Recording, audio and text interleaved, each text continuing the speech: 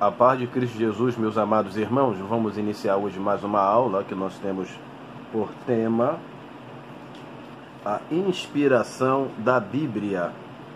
E nós vamos já para a leitura do nosso texto áureo, que diz assim: toda a escritura divinamente inspirada é proveitosa para ensinar, para redarguir, para corrigir e para instruir em justiça. Segunda carta de Paulo a Timóteo, capítulo 3, versículo de número 16. Nós vamos já entrar para o nosso comentário e a gente precisa entender que a veracidade da inspiração das Escrituras, ela vem pela pessoa do próprio Deus. É o Deus que é a fonte de inspiração das Escrituras. Então vamos para a nossa introdução, que diz assim: quem dá na autenticidade à Bíblia é o seu autor. E esse autor é quem? É um autor humano? É um autor comum que pode errar? Não. Quem dá autenticidade à Bíblia é o autor divino, que é o próprio Deus. É ele que inspirou Moisés lá no Monte Sinai e inspirou outros profetas para assim darem continuidade ao vulto das Escrituras, a escrever e anotarem as Escrituras. Então, a autenticidade das Escrituras está diretamente, intrinsecamente envolvida com o próprio Deus. É o Deus Todo-Poderoso que vai fazer que ela tenha esse devido valor. É Ele que faz a Bíblia, o livro, porque a gente precisa entender que o termo Bíblia, o Biblion, significa livro. Porque às vezes as pessoas chamam de livro, aí as pessoas às vezes não confundem a ideia e não entendem. A Bíblia, o termo Bíblia significa livro. E este livro, que muitas das vezes as pessoas falam que esse livro contém a palavra de Deus, a Bíblia não contém a palavra de Deus. A Bíblia é a palavra de Deus. Porque ninguém, não tem homem na terra que tenha capacidade para poder dizer que qual parte da Bíblia é palavra de Deus e qual parte não é. Então, como nós não temos esta capacidade, nós devemos entender e compreender que a Bíblia é a palavra de Deus. Tudo que está registrado aqui foi registrado para o nosso proveito, para o nosso crescimento, nosso desenvolvimento, como diz Paulo em Romanos, capítulo 15, versículo de número 4, quando ele diz que tudo o que foi escrito foi escrito para o nosso proveito, para o nosso crescimento. Então, às vezes algumas pessoas podem até pensar, mas por que a genealogia ela está registrada ali? Para que serve alguns pontos? Tudo que está registrado na Bíblia é para o nosso crescimento e para o nosso desenvolvimento. Então a gente precisa entender que a Bíblia é a palavra de Deus. Então é Ele que faz a Bíblia livre permanecer para sempre. A gente já falou isso na aula passada. Ao longo da história da igreja, homens maus tentaram apagar a existência das Escrituras, mas esses homens não conseguiram com as perseguições que houvera no passado. Homens e mulheres e crianças foram perseguidos e torturados por acreditarem nesse livro, Bíblia. Muitas pessoas morreram por causa da Bíblia. Muitas pessoas foram perseguidas. Muitas pessoas foram deixadas ao meio de leões por causa da Bíblia, por acreditarem neste livro. Se esse livro fosse um livro comum, ninguém entregaria a sua vida ou morreria por causa deste livro. A palavra de Deus tem um papel a cumprir, e nem o céu ou a terra tem como impedir esse fatídico cumprir. E o tempo vai passar, as gerações vão passar, mas aquilo que a palavra de Deus tem para fazer e cumprir, ela vai realizar no tempo certo, no tempo cabal, no tempo de Deus. Deus é o que está acompanhando o crescimento e o desenvolvimento das Escrituras, para que tudo que está registrado não venha nem um iota, nem um tio se perder da mesma. Vamos para o nosso primeiro ponto, que é: por que as palavras foram inspiradas? As palavras de Deus foram inspiradas com um objetivo, e esse objetivo precisa ser entendido por nós. A gente precisa entender que a inspiração dela vai trazer para ela um valor acima do normal, acima da concepção humana e comum. Por exemplo, os escritores antigos, como Homero, como Hesíodo e outros escritores antigos, eles contavam as suas histórias, mas nunca abdicaram para si uma inspiração divina, uma inspiração do alto, ao qual eles pudessem dizer que aquilo que eles estavam falando vinha de Deus, ou a gente pode dizer de Zeus. Não, eles não tinham esta capacidade, não tinha essa inspiração. Então a gente vê na Bíblia uma inspiração que dá autenticidade a ela e dá valor a ela, faz ela ser extremamente ultra valorizada acima das outras demais. Sua inspiração a conduz ou a eleva ao estado de condição suprema. Foi Jesus que falou: eu sou o caminho, a verdade e a vida. Então, o que eu quero dizer com isso aqui? Porque as palavras foram inspiradas. A Bíblia, ela serve para caminho, ela é norte, ela é fonte, ela é vida, ela é pão, ela é alimento, ela é verdade. Conhecereis a verdade e a verdade liberta. Então, Jesus falou que ele é o caminho, a verdade e a vida. João 14, versículo 6. Se a Bíblia não fosse inspirada, ela nunca, em qualquer hipótese, poderia ocupar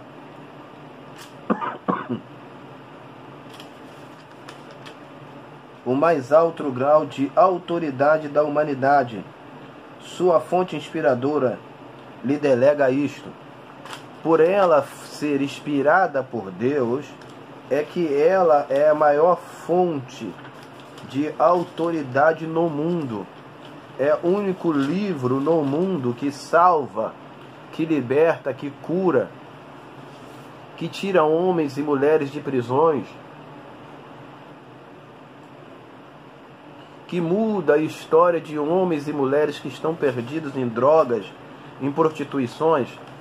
É a Bíblia. Mas por que ela faz isso? Porque a sua fonte geradora lhe delega isto. É Deus que delega esta autoridade e se relacionar com a Bíblia. E faz ela ser tudo o que ela é. 2. Sua inspiração sentida na prática. O cristão precisa ter um contato constante com as inspiradas Escrituras. Desculpa porque eu estou um pouquinho resfriado. Mas Deus é bom. Vamos lá. Então, o cristão, ele precisa ler a palavra de Deus. Ele não, esse negócio que às vezes acontece, que alguns crentes fazem, de, por exemplo, lerem a Bíblia, a caixinha de promessa. Isso não serve para nada. A Bíblia tem que ser leitura diária, tem para ser alimento diário para a vida do cristão. O cristão, ele se alimenta da palavra diariamente, com um alimento diário, é o pão da vida que desceu do céu. Então ele precisa se alimentar constantemente da palavra de Deus e entender que a palavra de Deus é alimento para a vida dele. Então o cristão precisa ter um contato constante com as inspiradas Escrituras. Ele não pode, por exemplo, ler a Bíblia na escola dominical quando o professor lhe direciona a leitura. Não ler a Bíblia no culto de ensino quando o pastor está ministrando o ensino. Ele tem que ler a Bíblia diariamente, constantemente. Esse contato vai viabilizar ao salvo experiências inesgotáveis. Ele vai ter maiores experiências para com Deus por causa do contato de leitura. Por ele ler, ele vai se aperfeiçoar na presença de Deus e cumprir a vontade de Deus. Agora nós vamos rapidamente, antes de entrarmos para a conclusão, observar o seguinte. Nós temos, deixa eu só voltar aqui, para que a gente não se perca, para você entender o que a gente vai falar. Então deixa eu me focalizar. Diz assim o texto áureo: toda a escritura divinamente inspirada é proveitosa para ensinar, para redarguir, para corrigir e para instruir em justiça. Nós temos aqui, por exemplo, a escritura é divinamente inspirada, ou seja, a Bíblia é inspirada por Deus. O sopro, é só nós lermos Salmo de número 139, que nós vamos ver o sopro de Deus na vida do homem. O homem, quando fala assim, antes de que me viesse qualquer pensamento, o Senhor já sabia de toda. É esse texto que eu quero citar. A inspiração, o pensamento, a ideia que surgiu na cabeça do escritor para elaborar ou acentuar e escrever, quando ele estava em suas atividades, a gente não sabe qual, e falou assim, eu preciso escrever, senti algo de Deus e vou escrever. Ele, quando sentou para escrever, ele não sentou para escrever porque ele quis, mas foi uma inspiração divina que lhe conduziu e lhe condicionou a sentar e a escrever as Escrituras. Então o pensamento do escritor não era mais o pensamento dele. Essa inspiração, eu citei, deixa eu corrigir aqui, bem lembrado, eu li e não corrigi. Eu falei semana passada que o termo para inspiração é teopneumatos, que não está errado, tá? Teo é Deus e pneuma é espírito. Só que existe uma confração e o termo é teopneusto, tá? O termo correto para inspiração é teopneusto, não é teopneumatos, tá? Mas isso aí não altera nada, que o significado é o mesmo, só para corrigir aqui. Então vamos lá. Então a escritura é divinamente inspirada, então ela tem a inspiração divina, sua fonte é Deus. 2. Proveitosa. A Bíblia ela é extremamente proveitosa, em outras traduções vai dizer útil, para ensinar. Porque os crentes às vezes não conhecem a Bíblia, não aprendem a viver na sociedade, porque não lê a palavra de Deus. Porque se ela é proveitosa para ensinar, se eu não leio, eu não estou aprendendo. Para redarguir, que pode significar responder, corrigir, para instruir em justiça. Agora lendo em outra tradução. Pois toda a escritura sagrada é inspirada por Deus e é útil para ensinar a verdade. Útil para ensinar a verdade. Então, quando nós lemos a palavra de Deus, nós recebemos e desfrutamos dessa utilidade de aprendermos a verdade e condenar o erro. Então, por que muitos crentes não leem a Bíblia? Não leem a Bíblia porque se eles leem a Bíblia, eles vão ver os seus erros. Porque a Bíblia diz em Tiago que a palavra de Deus é como espelho. Então, para eles não verem os seus próprios erros, eles preferem não lerem a Bíblia, não terem um contato direto com as Escrituras. Então a Bíblia condena o erro. corrigir as faltas e ensinar a maneira certa de viver. Essa versão é NTLH, nova tradução linguagem de hoje. Outra tradução: toda a escritura inspirada por Deus é útil. Então é a utilidade. Ela é proveitosa e é útil. Para o quê? Para ensinar o que é verdadeiro, ou seja, a verdade, e para nos fazer perceber. Olha aí, tem coisa que só lendo, só estudando as escrituras que a gente percebe o que não está em ordem em nossa vida. Então as escrituras, como espelho, novamente, elas nos refletem isso. Ela nos corrige quando erramos e nos ensina a fazer o que é certo. Nova versão transformadora, NVT. Vamos para a nossa conclusão.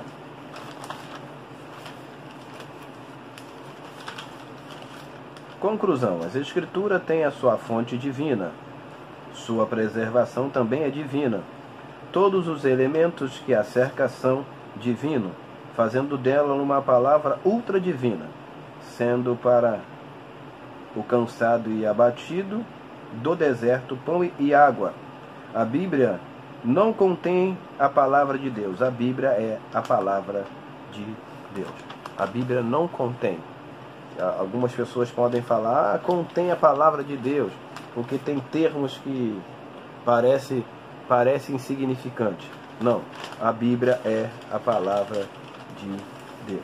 Ela é a fonte que nós precisamos ter como alimento para a nossa vida diária na presença do Senhor.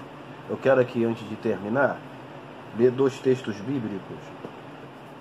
Primeiro, em 1 Timóteo, capítulo 13 ao 16, que diz assim: persiste em ler, exortar e ensinar até que eu vá.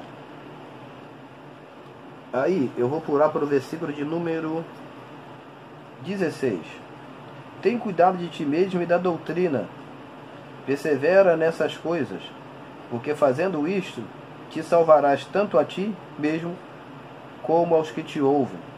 Quando Paulo fala para Timóteo perseverar, ou persistir, ler e exortar e ensinar até que vá, ele fala que, porque fazendo isto, te salvará tanto a ti mesmo quanto aos que te ouvem. Olha o efeito das escrituras, da inspiração das escrituras em nossas vidas. 1 de Pedro, capítulo 3, versículo 15. Antes santificai a Cristo como Senhor em vosso coração. Dá licença aqui. Em vosso coração. E estáis sempre preparado para responder com mansidão e temor a qualquer que vos pedir razão da esperança que há em vós. O crente hoje, ele precisa entender que ele precisa ler, que ele precisa estudar, que ele precisa acompanhar as escrituras, fazer um curso teológico, porque o mundo precisa ser ensinado por nós. O mundo precisa ser salvo através de nossas palavras e de nossa conduta. Então é através de nós que Cristo vai resgatar o mundo, e através de nós termos o devido conhecimento e entendimento da palavra. Por isso precisamos entender que a palavra de Deus é inspirada, é fonte, é alimento, é vida, é caminho, vida eterna, e há pessoas neste mundo precisando de Deus para alcançar os céus.